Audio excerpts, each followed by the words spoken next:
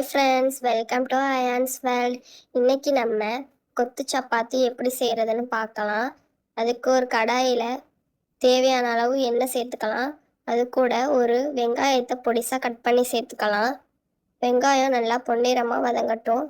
கருவேப்பிலையும் சேர்த்துக்கலாம். அது கூட நம்ம 1/2 டீஸ்பூன் இஞ்சி பூண்டு பேஸ்ட் சேர்த்து நல்லா பச்சை வாசனை போகிற அளவுக்கு நல்லா வதக்கிக்கலாம்.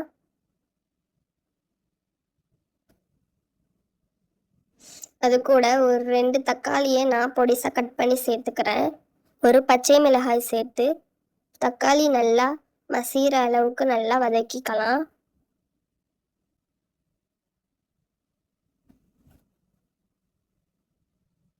இப்போ நம்ம தக்காளி நல்லா மசிஞ்சு வந்துருச்சு. இது கூட நம்ம 1 டீஸ்பூன் மிளகாய்த்தூள், பிஞ்ச் ஆஃப் மஞ்சள் தூள், 1/2 டீஸ்பூன் சீரகத்தூள், 1/2 டீஸ்பூன் மல்லித்தூள், 1/2 டீஸ்பூன் பிரியாணி மசாலா சேர்த்து நல்லா வதக்கிக்கலாம்.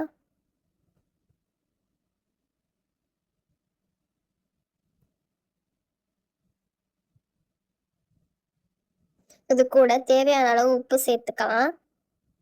இப்போ அந்த மசாலாவுடைய பச்சை வாசனை போகிற அளவுக்கு நம்ம 1/2 டம்ளர் தண்ணி சேர்த்து நல்லா கொதிக்க விடவும். இது கூட நம்ம 2 முட்டை சேர்த்து முட்டை பாதி அளவுக்கு வெந்ததுக்கப்புறம் நம்ம கட் பண்ணி வச்சுருக்க சப்பாத்தியையும் அதில் சேர்த்து முட்டையும் சப்பாத்தியும் நல்லா மிக்ஸ் ஆகிற அளவுக்கு நல்லா வதக்கிக்கலாம்.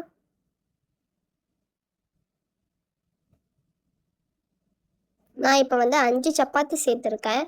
அதுக்கு 2 முட்டை உடைச்சி ஊற்றிக்கிட்டேன். நம்ம வீட்டில் மீதம் உள்ள சப்பாத்திலேயே இந்த கொத்து சப்பாத்தி செய்யலாம். நல்லா டேஸ்ட்டாக இருக்கும். இப்போ நல்லா வதக்கிக்கலாம். அந்த முட்டையும் சப்பாத்தியும் நல்லா மிக்ஸ் ஆகணும். இப்போ கடைசியாக கொத்தமல்லி தூவி இறக்கிடலாம்.